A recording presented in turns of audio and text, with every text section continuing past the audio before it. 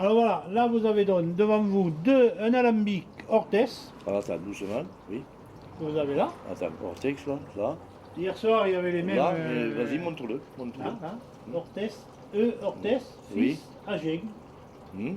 Il y a un numéro, alambic, bon, il y a un numéro. Voilà. Alors ça, c'était donc fabricant d'alambic qui était donc dans le Lot-et-Garonne, qui faisait des alambics pour distiller du marc. C'est-à-dire le marc, c'est la vendange pressée à l'époque, qui ressemblait à du foin, on est bien d'accord. Bon, aujourd'hui, moi j'en fais très peu. Vous filmerez tout à l'heure dans le jet, il y en a encore, vous pouvez venir, hein, on va le voir. Peu de gens qui font leur vin chez eux comme moi je faisais, que je ne savais pas plus parce que j'ai appris aussi, comme tout le monde, ne savent pas qu'une fois qu'ils ont tiré leur vin, même pressé, la vendange qui reste peut leur apporter un peu d'alcool. À l'époque, les vieux, ils faisaient le vin de presse, et ils distillaient le marc pour vendre l'eau de vie. C'était la règle. Ils ne perdaient rien. Alors aujourd'hui, quand il y a quelques gens, anciens agriculteurs ou fils d'anciens agriculteurs, que je leur dis, mais votre vendange, vous faites le vin, qu'est-ce que vous en faites? On boit le vin et la vendange, on la jette dans le champ. Ils sont très surpris quand je leur dis qu'ils peuvent sortir 15 à 20 litres d'eau de vie gratuite. Ils sont très surpris. Et il y en a qui me disent, ah bon, on va s'en occuper. Voilà, il est environ 6 heures de l'après-midi. La chauffe de la journée est terminée. Donc je vais ouvrir la lambic. Voilà. J'ai ouvert le col de cygne à la base. Alors là, je vais l'ouvrir. Je dévisse à la hauteur, en amont. C'est un peu plus long que le principe de l'époque, mais bon, c'est comme ça. Ce qu'il y a, c'est que ça ne perd pas, c'est-à-dire que moi, ça perd. Voilà, donc là, vous voyez la vapeur qui sort. Donc, mon col de cygne est rangé. Là, je vais ouvrir le couvercle. Donc, j'enlève mes crochets. Ils ne sont pas d'époque, puisqu'ils ont été améliorés, puisqu'à l'époque, bon,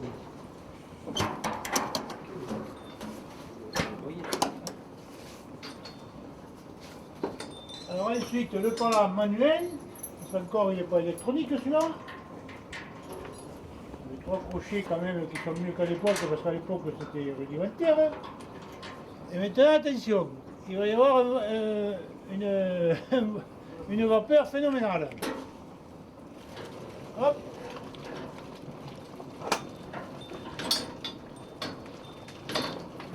Voilà.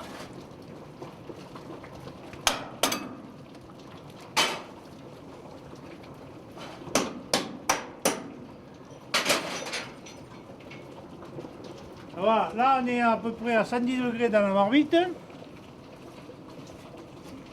Chose que d'habitude j'attends au moins un quart d'heure, mais aujourd'hui, vu les événements du jour, je vais vider de suite, donc c'est très bouillant. Mais bon, comme c'est la petite, je peux le faire. Ça sera la grande, je ferai attention, parce que je me suis brûlé plusieurs fois. Hein. Donc voilà. Machin. Alors avec la peur, c'est possible que vous ne voyez pas tout. On va faire doucement.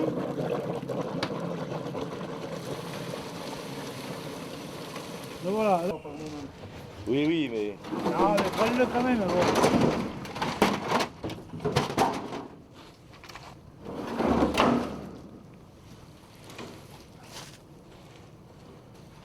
Et donc, voilà. Voilà. Pour celle-là, on fait comme ça. Elle est propre, c'est net, pas de problème. Alors là, j'ai vidé à la bic, prête à repartir pour le lendemain. Bon. Et après, qu'est-ce qu'il faut faire d'autre là? Alors, Pour le nettoyer, non? Bon, j'ai vidé à la bic, donc il est prêt pour le lendemain, mais il reste quand même un nettoyage à faire. Alors voilà, un coup d'eau.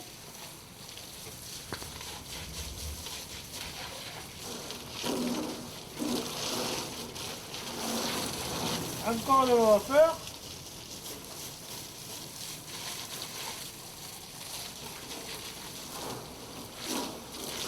Un coup au couvercle.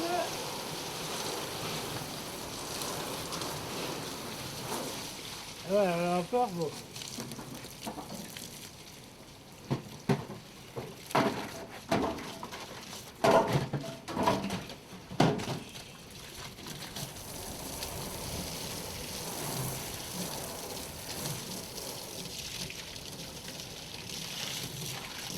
Et voilà, le nettoyage est fait.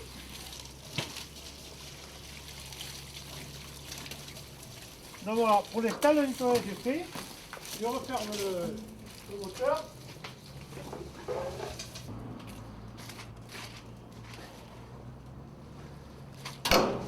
Donc voilà, le nettoyage est fait, j'ai fermé l'eau. Maintenant, je remets ma grille.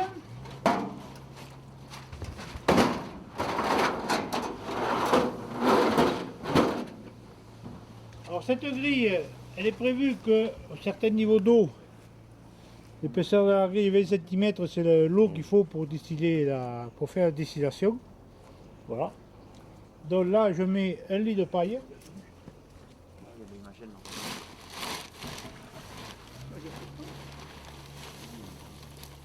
Voilà, là, je mets un lit de paille au fond, entre la grille.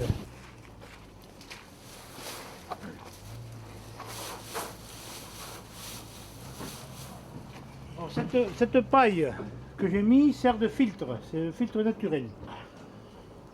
Ensuite, dessus, je mets une grille que moi j'ai inventée, qui est une grille inox, avec un poids de 15 kg dessus, pour que le filtre ne se démonte pas. Donc ça, c'est entre la grille et le filtre. Voilà. Voilà. Donc moi là, je peux mettre l'eau que je veux, même que ça monte à 50 cm au-dessus de l'eau ou 20 cm, mon filtre ne se démontera pas. Chose qu'à l'époque arrivait. Voilà. Baptiste est là. Oui, alors je vois que... Qu'est-ce que vous êtes venu faire ici, là? Ben, chaque année, on vient à Mozac, là, comme notre ami Georges vient distiller l'eau de vie de prunes ou de poire, tout ce qui amène les gens. Et puis on est là au rendez-vous pour distiller un peu de prunes cette année. Et là, c'est quoi comme prune? Là, c'est la prune d'Anta. Et vous en amenez beaucoup, là Non, on a amené une trentaine de litres. Oui, parce qu'avant avant de l'amener ici, vous la faites fermenter, il y a quelque chose? Oui, voilà, d'abord on l'a fait fermenter, et puis après, bon, quand Georges arrive, eh ben, on l'amène ici à Point. Et alors, vous êtes content du travail de Georges? Georges travaille très très bien, voilà, et puis après, bon, comme on est des chasseurs de Mozac, on vient le lundi matin faire un bon déjeuner avec lui, et puis après, on part à la chasse un peu plus tard, mais bon, il a du mal quand même à nous offrir un petit peu de gnôle après le déjeuner, alors c'est pour ça qu'on lui réclame un petit peu quand même. Ouais. Ben, disons que c'est pour laisser l'avantage au gibier. Ah tout à fait, ouais, quand on part à la chasse, le gibier est plus tranquille après. Bon, enfin, en somme, tout se passe très bien, quoi. Tout se passe très très bien ici. Bon, c'est la bonne franquette, quoi. Voilà, c'est ce qu'on peut dire. Là, on va remplir l'alambic avec de la prune, 70 kg environ. Donc voilà. Donc là, on a mis 120 litres d'eau. Et on va vider donc 80 litres environ de...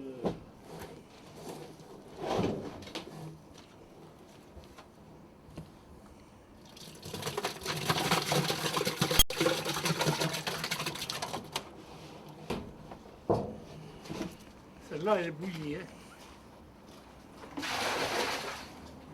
Elle a bouilli celle-là. Alors là, on est à 30 litres dessous.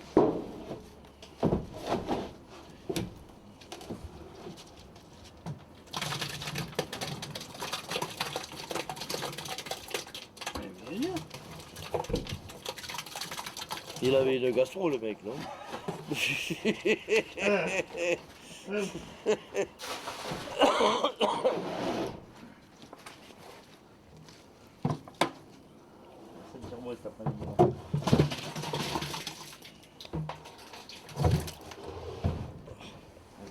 Ça, c'est possible.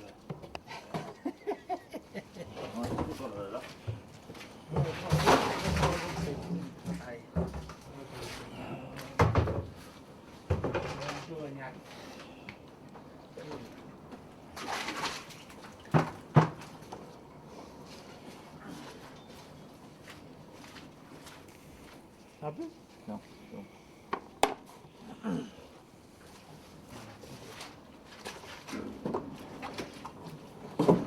Ah, tu sais, le métier alambic, il faut être équipé. Ah, c'est un sacré métier ça.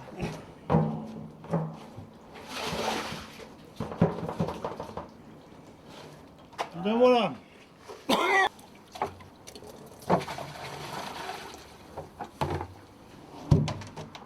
Et voilà, ça fera environ dans les 80 litres.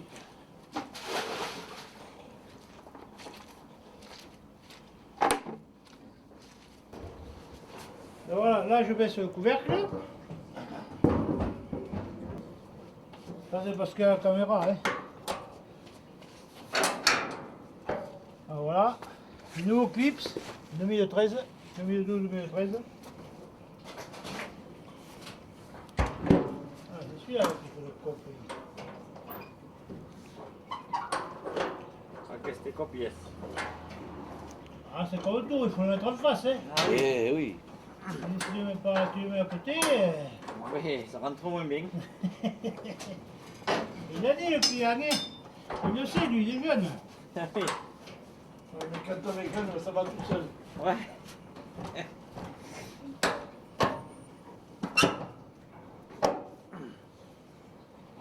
À mi-côte, déjà, il faut se faire aider. Voilà.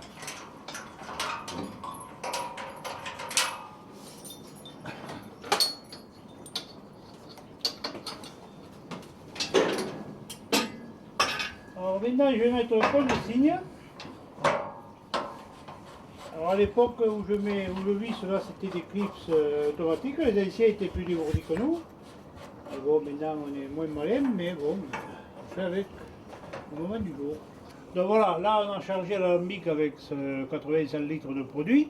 Donc c'est la matière à distiller, donc du produit fermenté. Alors l'alambic, c'est donc, comme je vous l'ai expliqué au départ, Oui. un gros chaudron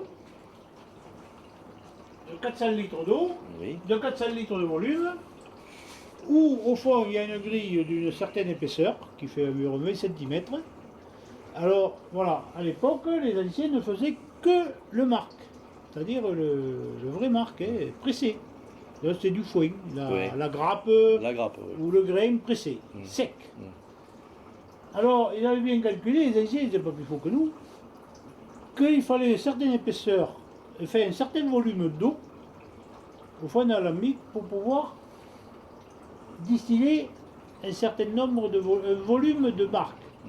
Donc dans cet alambic qui fait 400 litres, au fond il y a une grille qui fait ça. Moi je ne l'ai jamais mesuré précisément, mais je pense qu'il faut environ 100-120 litres d'eau. Le marc dessus sec, qu'on arrose un petit peu s'il est trop sec. On chauffe, la vapeur d'eau de l'eau chauffée passe à travers le marc. Ensuite j'ai remis le couvercle, le col de cygne, et là on a mis le feu. Donc il faut environ 1 heure pour chauffer, pour que le produit qui est fermenté se transforme en alcool. Donc en principe ça se situe entre 70 et 80 degrés. Dès que ça a chauffé suffisamment, les vapeurs d'eau et d'alcool passent dans le col de cygne qui est ici, passent là, descendent sur colonne de rectification. Donc là on est à la base de la colonne de rectification. Donc ici les vapeurs d'eau et d'alcool se redistillent. C'est ça le secret de l'alambic en quelque sorte. Donc tout ce qui est lourd reste en bas, donc c'est des purges que vous voyez ici, mais on ne les voit pas trop parce qu'il n'y en a plus, mais en fait il y en a un petit peu. Et ici entre ça et ça, il y a 5 colonnes avec des plateaux. Voilà comment c'est fait, je les ai montés, je le sais. Donc c'est des plaques avec des trous, dont l'alcool qui est léger passe à travers les chicanes, on va dire, et l'eau, comme elle est plus lourde, elle se condense et retombe et coule donc plus tard ici. Donc ensuite, cet alcool pur passe dans ce tuyau, arrive ici où il y a de l'eau chaude qui le laisse passer, ou de l'eau froide, suivant comment on veut faire, qui amplifie ou qui retarde le passage. Donc, dès que l'alcool est à température qu'il faut et passe bien, passe dans ce tube, passe dans le réfrigérant qui est ici. Dans le réfrigérant, il faut qu'il soit chaud en haut et froid en bas. Donc vous avez la main, il est froid. Donc là, il y a un serpentin individuel pour cet alambic et individuel pour l'autre qui est de l'autre côté, mais ça c'est autre chose. Et l'eau de vie coule ici. Et plus la distillation se passe, et plus ça descend, bien sûr, c'est comme tout. Donc après, on tombe. Les premiers alcools sont de l'alcool éthylique, donc je jette. C'est-à-dire jusqu'à 65 degrés, moi je ne garde pas. Je les garde en secours au cas où, mais bon, je les jette. Et de 65 à 40 degrés, 45, je garde. Ça, c'est le cœur de la distillation. Et en dessous, ça coule de l'alcool qui est faible, qui est toujours de l'alcool, bien sûr, et qui n'est pas non plus consommable comme ça, quoi. Donc voilà. Donc la tête de la distillation et la queue de distillation, moi je ne les garde pas. Alors 100 kg de fermentation environ sont du 15%, on va dire, quand tout va bien, parce que les gens mettent toujours un peu de sucre. Comme c'est de la consommation personnelle, c'est toléré. Donc on sort entre 15 et 20 litres d'alcool. Voilà. Quand je dis 20 litres, c'est 20 litres à 50 degrés. Donc 1000 degrés à chacun. Et le jour que je ne peux pas les faire, je ne les fais pas. Et le jour qu'il y en a un peu plus, eh bien, qu'est-ce que vous voulez, ça repart le lendemain dans les alambics et voilà.